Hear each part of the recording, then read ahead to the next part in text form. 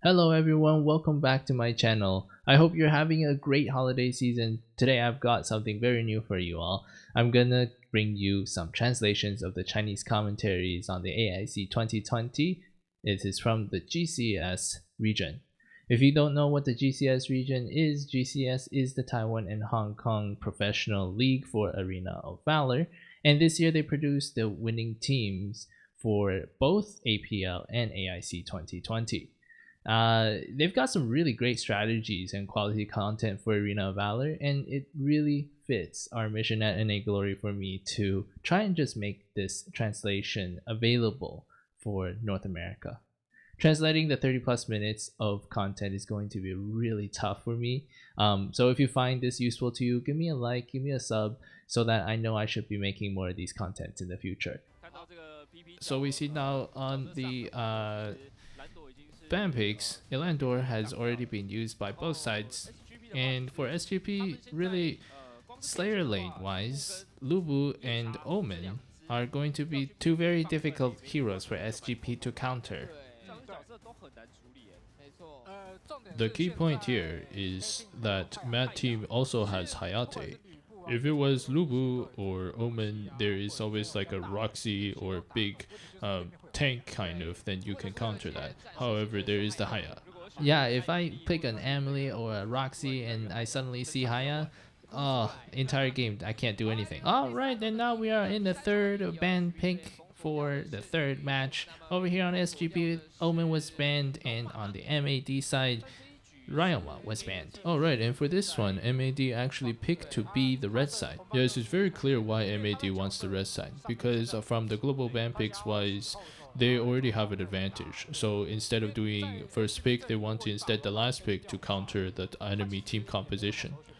For SGP, if they had banned out the Ryoma, they really don't have anything that they want to pick first. SGP's first picks is really like Superman Richter, but because Richter has already been picked up by MAD, they don't need to be quick on that one. Oh, actually, this is very important game for MAD because there is the Superman and Richter, which is a really annoying matchup that we've seen from like last week. Team Flash got the Richter plus Superman. People just got controlled to death. The ability for this combo to break up tactical formations is very formidable. Superman get a push, it automatically invites the Richter to jump in. And on top of all that, this is comboed up with Sinestria, which we have seen Mad Team use in the previous matches. Superman can continuously roam and Sinestria will get all the farm. But SGP actually does not pick up the Richter. Are they just trying to save up some characters and not put all their eggs in one basket? I think for this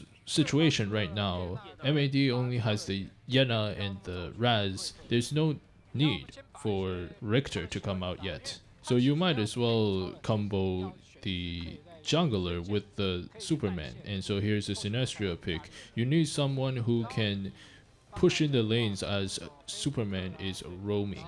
So for example, Fennec, Sinestria, like we're seeing, Sinestria is probably the most flexible and most mobile character. And for Diaotan, that's the character that SGP is very comfortable to play into Raz. For my team side, Darcy pick is okay, but I don't think it's a very good one because for Darcy, Superman and Diaotan both have that ability to get away from his ultimate. So right now we can deduce that MAD probably wants to play the same strategy as SGP. Yena is going to roam, and for both sides the jungler is going to take up the Slayer lane position. When that happens, Darcy is going to have a little bit more advantage because Darcy is going to be able to initiate on the fight more than Sinestria could. Right now, probably an advantage for red team. When you're at the side lane, one-on-one Darcy, Sinestria, we've seen Darcy win over Sinestria many times. Right now, there is probably a high possibility that Ormar is picked up, because right now, if they pick up Ormar, then MAD has to respond to the early game aggression that comes out from Ormar. For Ormar, the tolerance to misplace is going to be quite high. There's the Superman after all. And this was SGP's composition that they used to beat out MAD in the group stage.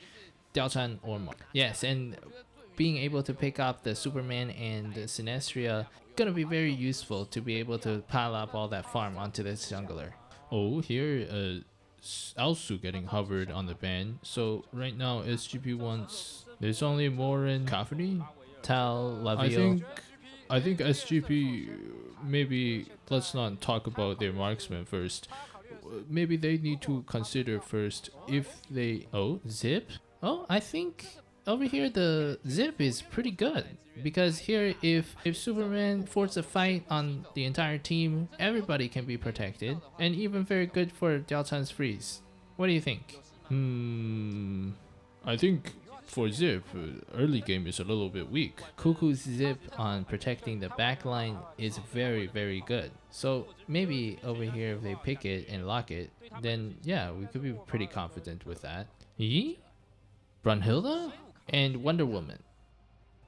Wow, they're going for a full early game advantage. Over here, if the Wonder Woman and the Diao-chan can combo things up and Superman comes... If they're picking like this, they're probably afraid of Mad Team picking up the Brunhilde, because Brunhilde plus Zip is kind of annoying.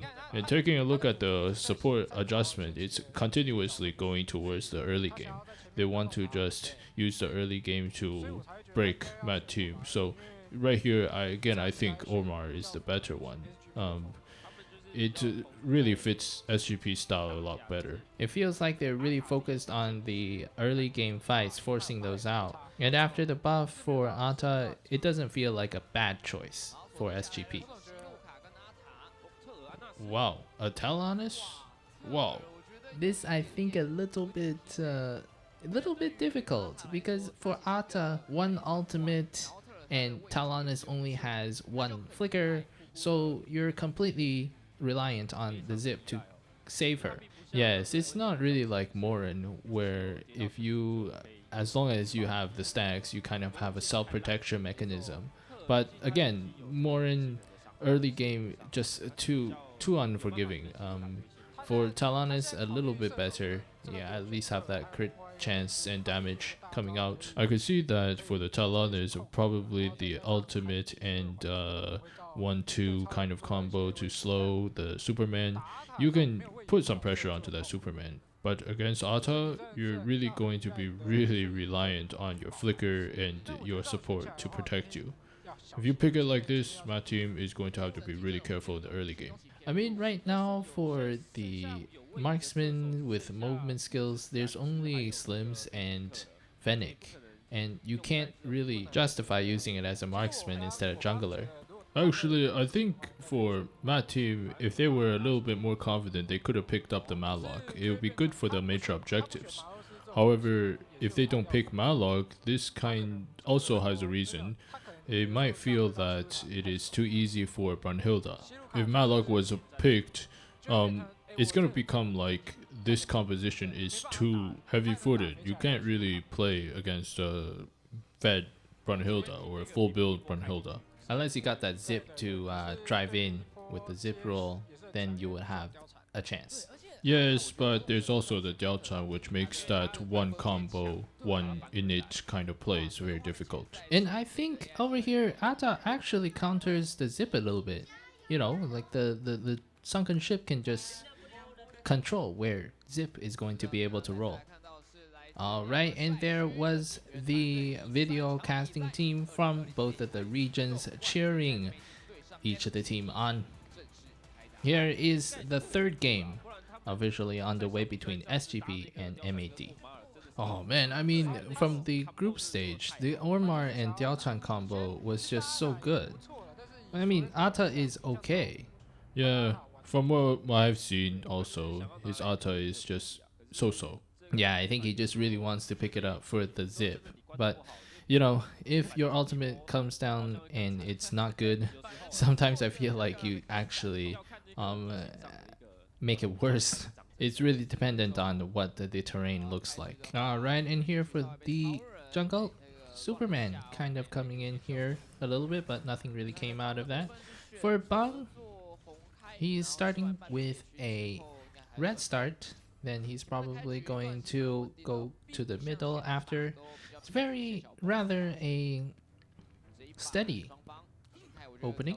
Both sides has adjusted their emotions a little bit, playing a lot more safe compared to the first two games. Yeah, so this one, let's see whether or not Bang's Sinestria is going to be the naughty or disciplined kind. Absolutely, for Sinestria, you must continuously farm and then continue to go towards the Slayer lane to farm even more. So going off of this thought, then Yuzon really has to clear wave quickly and then roam. Yes, actually for both sides, they're gonna be doing the same thing. Bang is now at the front pressuring Yuzon. Yuzon has to use his own flicker. If he doesn't use the flicker, his HP is going to be shaved down too much, and he's going to be put at a big disadvantage. Yes, SGP was very good at executing the strategy right away. As soon as the buff is gone, Superman doesn't even have his ultimate. Oh, and here is the ultimate here on the Superman, but there is not enough damage in the back. Yuzong falls in the front. Good thing that Brown 5 actually does get traded. Lux, Dialton, very good. The ice were very on point. The main thing is that everybody's attention were actually on Superman. Yeah, it's so unfortunate that Superman didn't fall at the very first instant, kind of creating SGP's counter. Yes, and if the Superman had carried Purify, he would be able to leave that fight completely. Yes, all the skills have been blown onto the Superman. There was nothing really to give to the reinforcement coming through. And over here, a little pressure onto the Abyssal lane, but MED able to clear out the minion wave. No problem. For both the jungler, well, for Neil, it's going to be a little bit more special. He's going to have to try to find some method of getting Sinestria. Fight breaks out, the control comes down onto the front hill. Darcy gets the ultimate as well. Lux has no way to get away. Double kill. Funneled over for the Tal'Anis. 400 gold right there for you. This sunken ship over here probably looking to hold out the minions. Superman arrives, he's going to get started on the pushing. Cuckoo might be able to get away, but no, he doesn't get into his bloated state. Xerath. Fortunately, kill gold given over to the support. Wow, the Zip really being thrown around like a ball. Just now with the sunken ship Ata ultimate, you could see that maybe he's a little bit unfamiliar with the hero. He just wanted to use the ultimate to block out the minion. Yeah, I was thinking that maybe he wanted to do some sort of combo with the Superman, but from what we saw in the end over there, it feels like it was just maybe a failed ultimate there. Trying to find some excuses for him on that play, but it's okay. Yes, just give the truth. This is the reason commentaries are here. Eh? Yes, I agree. Alright, now we are at 4 minutes. Gold-wise, the teams are at equal right now. I just want to go back to the combo previously. It was really well done. Zip's first ability and ultimate really provided that play. Partially, Ata didn't get the vision. Talon is in the bottom lane, continuously pressuring the tower. Xerath goes to the front. Does he want to use the ultimate? No, but Cuckoo is going to be able to use his second ability to suck Talnos up. Yeah, if you just look at the grasp of the hero, there is a big difference on the Xerath's Ata.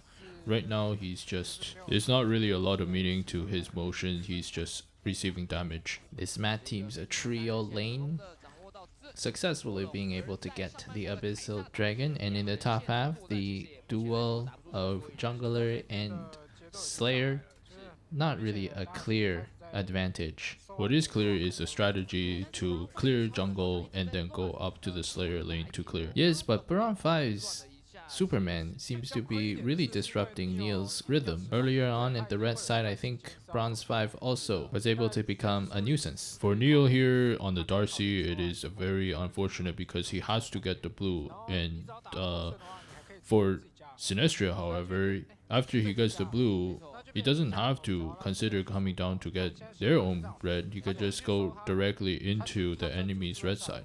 He's completely focused in the top half of the map, and he can actually give Bronhoda his own red. Right now, SGP's distribution of manpower is very clear.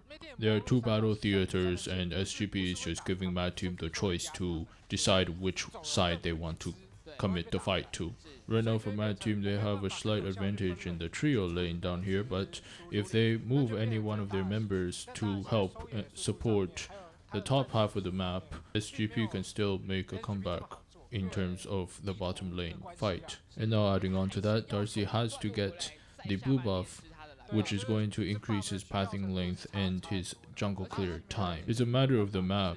If the Slayer side happen to be on the blue for Darcy, it's going to be a much better situation. Alright, let's take a look at the bottom lane now, trying to get the wave in. It feels like they're going to get a chance to get the tower.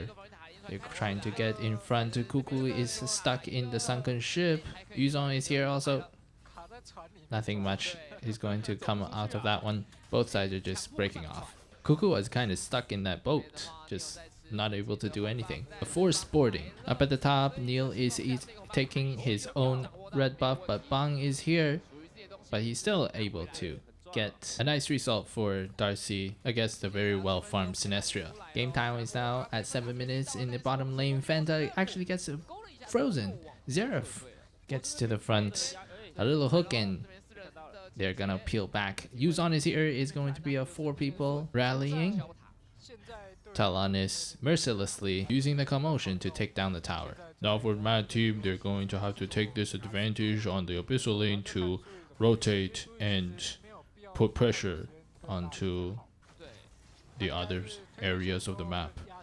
Over here for Sinestria, she doesn't have too much of a reason to continuously playing one-on-one with Darcy. She could probably achieve a better effect by rotating to help the bottom lane.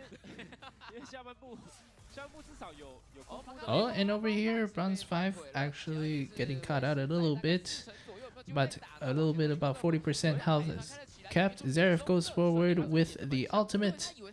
Oh, that was a very good bluff. Yuzon must have thought that there was reinforcement coming in the back, which successfully forces out that flicker.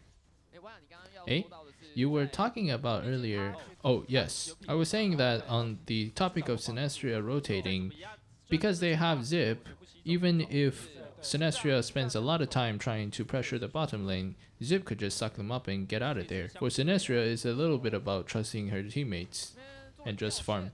We have a lane switch now, and here Bronze 5 is in a very good position.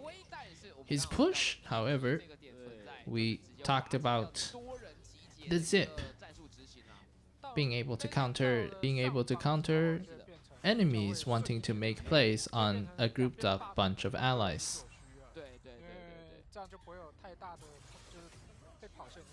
Over here, a little bit of rotation mistake. There's nobody defending the middle tower. Yuzon immediately burst down by the Sinestria, already at 7.2k. How is Sinestria already so fed? Yes, this is the result of the rotation strategy. And honestly, she could have probably done this a couple of encounters earlier. She did not have to continuously push that lane in, because she is going to naturally have that rotational priority over Darcy, who has to get the blue buff. If she could just poke down some of their enemy, then it's going to be an HP advantage for them and make opening up the map to do things. And here the wave is in. Bang is here trying to intentionally pick up a fight with Neil. Arctic Orb comes down, but it's going to be a little bit awkward. Neil still has to go. Yuzong is here trying to support, but not a lot of damage that can come through. Bang is a little bit unstoppable now. In the mid lane here, Tutu has to let up the flicker. Feels like the main force side for Mad Team also feeling some disruption to their plays. And over here, slightly dangerous. Xerath is getting a lot of damage.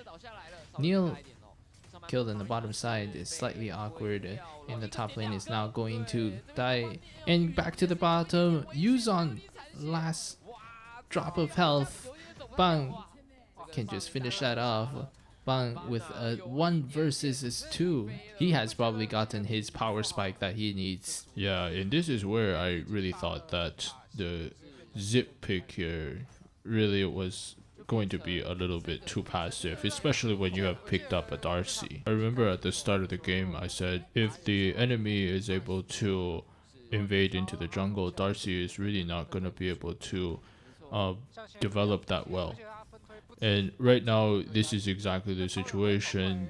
Superman is able to split push, and it's not just the normal split pushing kind. He's able to rotate, roam really fast, and get a 2-on-1 situation whenever he can. For my team, this is going to be really difficult to sustain because there's no real key hero selection to provide counter to the enemy composition. Overallly speaking, But I feel like SGP really demonstrated excellent control over the game pace. Because Neil did not leave the bottom tower and died twice, the entire game has turned to this situation. So in that case, was it better for Neil to just leave? Oh, and over here in this engagement, Bang got completely ulted by Darcy, and the shutdown kill goes towards Neil. This is awesome. Fantas Raz has zoned out, pushing the members of SGP away. Probably not too much effect on the Drake, right? No, over here Bang came out with the endless cycle, so probably still can do something here. Going back to what Neil needed to do at the bottom tower over there to create this situation, it must have been some sort of misplay over there. A Darcy plus a Yena trying to defend against a Sinestria. This shouldn't have been too hard. Probably some sort of ultimate, missed moonfall events. Maybe because the Darcy didn't focus on clearing the wave? At the end of the day, it's some sort of misplay. 2 people versus 1 person and still getting outplayed. That shouldn't have happened. Alright, over here we have pressure coming in from the top and the bottom lane. Sinestria is on the bottom lane. Neil has to respond to that one. Talonus is actually getting quite a lot of damage onto the Xerath support. Dealing quite a lot of damage, but the Drake, because of this, not being able to touch the high ground tower at all. For Mad Team, this is a good news. Yeah, Mad Team is very good at playing this kind of situation. Everything doesn't matter outside as long as the high grounds are still intact. Mad Team, when you play against them in an actual fight, it just feels like if you don't get the high grounds, it's just a difficult fight. The fight is still, it could go either way. They're just so great at defending that high ground. Now in this situation, Darcy and Talonus, very clearly they have enough damage, but kind of missing that ability to protect themselves. Oh, and here now they're starting to control the gold, not trying to send in the minions as quickly. I think they want to send the 3 waves all together, but oh man, Ben actually sent that top wave in already and then taking the Dark Slayer. Honestly, they didn't need to push that wave in, just let it slow push. I see, controlling the wave so that you can use the Drake immediately after with the wave, and if at that point you can't get the high ground, then coming back for the Enraged Abyssal Dragon is not too late. Yes, but now with this play, it seems that they want to do with the double dragon buff to siege the high ground towers for Mad Team. If the Sinestria can get the Dark Blessing and forcibly trade off the Talonus or Neil on the Darcy, that would be very much a game over. Hey, but we do have Fanta on the Raz, and I believe Fanta would be able to also trade for the SGP backline. Here, 15 minutes. Enraged Abyssal is coming out, and oh, they actually leave the Dark Blessing Stone for the Brunhilde. This is a very unexpected move. Brunhilde is in a very safe position. If they wanted to siege the tower, Brunhilde just needs to ult, and if the enemy wants to forcibly come in, the enemy is going to basically melt. So again, very safe position, unless the Brunhilde wants to be a warrior style ADC and just kind of run in? In my opinion, this doesn't seem to be very possible. Only the Morin is kind of able to do this, I thought. And yes, you see right now, Brunhilde is just able to open up her ultimate and hit the tower in a very safe position. The Dodgeable Dragon situation seems to be completely neutralized by Matt team. Very magnificent defense. I feel like SGP kind of made a mistake over here. After getting into the siege mode and Zip kind of sucked up all the teammates, the Brunhilde could have just stopped shooting in order to save up the damage for the teammates. But over here, the second wave is hit and Brunhilde is able to just get the tower. So now is the strategy just going to be Brunhilde using her ultimate to completely focus on the tower instead of the enemies and just slowly whittle down the towers? Yes, it does seem that this is the strategy they're going for. For Team MAD, there's really nothing they can do to try and step outside of their high ground tower. If they do so, they're just gonna be bullied by the Superman and Sinestria combo. Now it seems like SGP is going to go for their third Dark Slayer. They're trying to get the vision onto the Dark Slayer. I feel like SGP had quite an advantage at the mid game there. And for MAD to be able to survive until this long, it seems like a blessing and silver lining of some sort.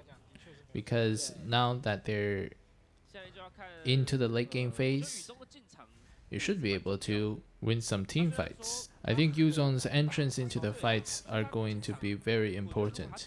If he can pull it off properly and pull it off well, to trade one of the carries, it is the same concept for Raz. As long as they can trade off one of the carries, then it's going to be a good turn of events for MAD in that team fight. But they also might change up their strategy. Instead of diving in, just completely protect the Talanis and focus down the Superman. I think to this point, probably trying to protect Talanis is not very useful, because for the other side, they need to actually dive into the composition in order for that to really work and for Talanis to have an effective damage output. However, there is the Brunhilde attacking the tower from range, so there is no reason at all for them to jump in. Oh, Sinestria gets ulted by the Talanis. Darcy ult comes down onto the Superman, but it is purified and he is now being a complete nuisance in the front. Zeref over here, Blacklock is trying to put in the damage. The Arctic Orbs, two of them popped out. Fanta is going to survive that, and now it is a 0-4-2 trade. This is a very big fight for MAD. The third tower also survives. There's no super minions that's gonna come out. This is a huge turn of pace. I really think I shouldn't have said that. I mean, I was just saying that they shouldn't have jumped in, and then all of a sudden they just jumped in, which really gave Talanis a chance to become effective. Oh, hold on a sec. Here, Ban is trying to go for the back door. Yuzon just needs to take out these minions to survive, but bang! So close!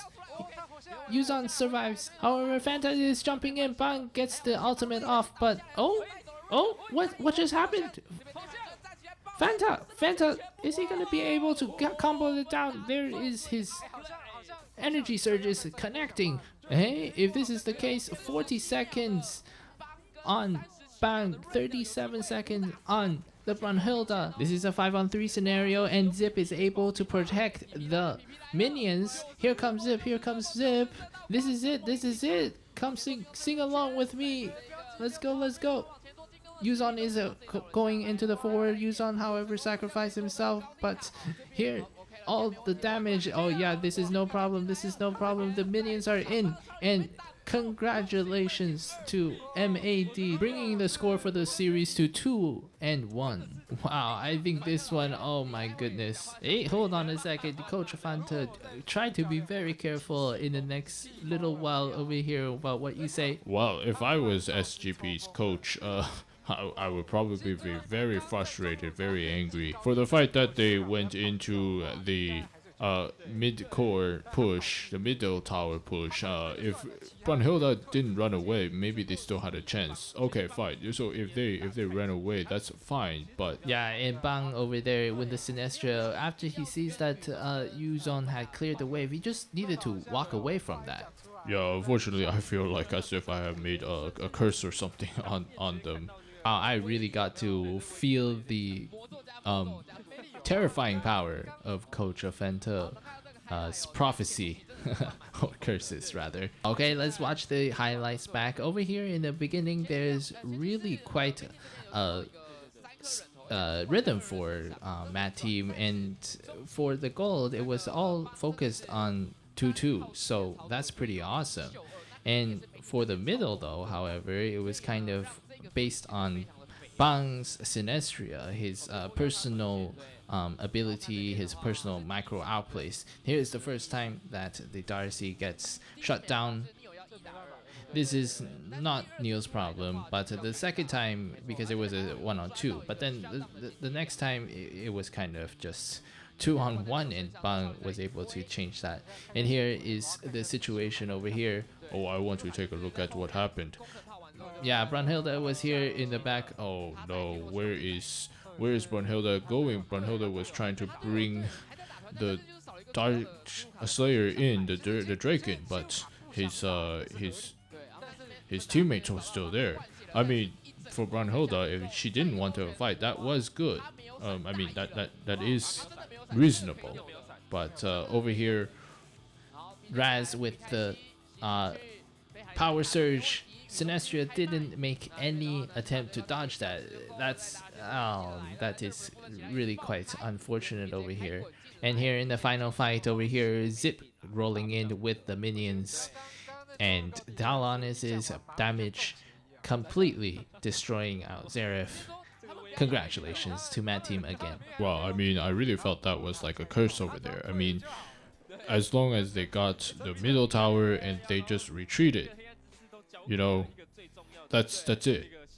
And the Dark Blessing was also put onto Brunhilde. They just followed Brunhilde. That was it. That was a steady win. I was just about to say, do not go in, and then Talanis didn't have any reason to be able to be effective in the fight.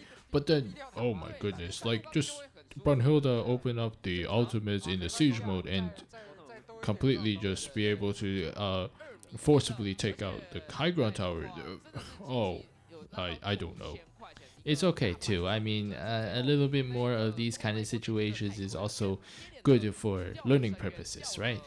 Yeah, it was just an unfortunate turn of events. First, Red falls, and then at the front there, Bang also dies. That's already a 20 to 40 seconds death counter, and then Zip just rolls in to end the fight right there. Yeah, for this one, it feels like the Ata's ultimate did not really make an impact at all. It just felt like Ata didn't really know what he was doing. Probably again, just not being so familiar with that hero. Alright, let's take a look at the match. MVP, 90% participation rate, 138,000 damage dealt, 10.5 MVP point. Yeah, he was really too comfortable there. The enemy was just kind of rushing in for him to shoot at. I feel like in the we can't really be talking about how good my team was over here. There was lots of mistakes made over on the SGP side. Yeah, we're neutral casters, okay? Alright, we have arrived at our next target for viewership. Let's do another draw. Let's count it down together. 3, 2, 1, draw! Wow! Legendary Arena of Valor skins. Is there something from Sector 7? No. Oh no. But congratulations to these 3 winners. These 3 legendary. It's legendary skins. Is gonna look very amazing.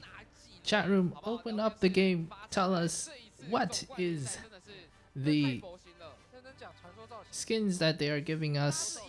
Wow, it is really excellent prizes. This final AIC 2020 match.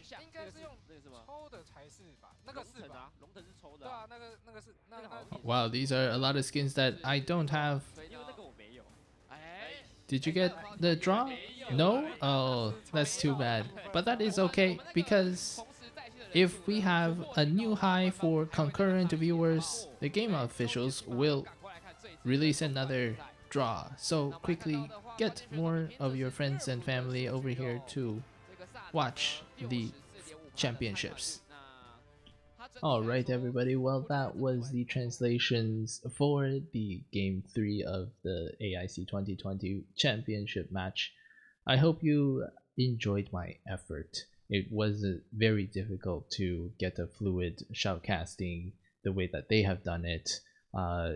Their hype and energy was there, and I hope being able to get some introduction to what the GCS people are able to do has opened our eyes a little bit about what North America can do. And the point of this particular video for the side of learning AoV is just, I found it was so interesting how the tactic was for the jungle to take the entire top half of the jungle and then have the roaming Slayer laner. That was a complete eye-opener to me, and I hope you have also found that to be the same case for you. Well, that's it for this week's video. Again, this was a really tough video for me to make. If you did enjoy this kind of content and want me to make more of this, please smash that like button. My goal is 35 likes in this 1 week. That will give me the indicator and the go ahead to make sure that I'll be making these more in the future.